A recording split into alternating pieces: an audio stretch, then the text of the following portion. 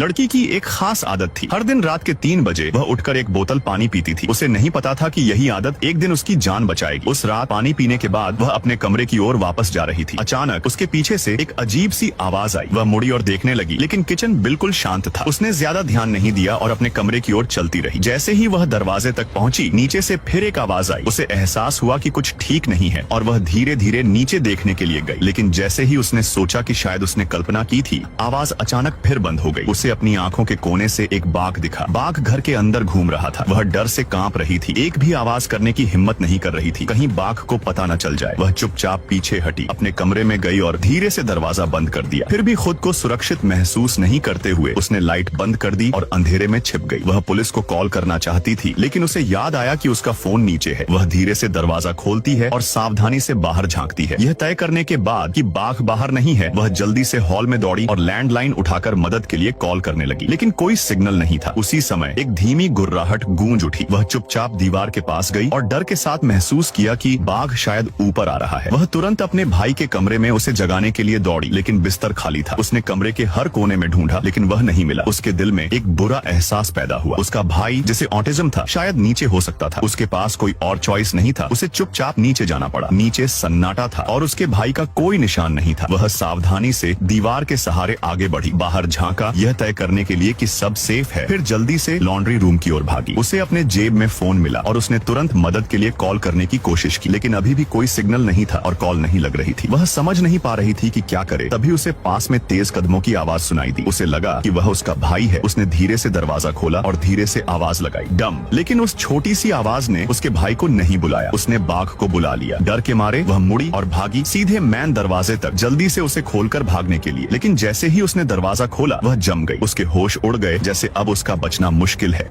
और फिर video like करने पर पार्ट 2 मिल जाएगा।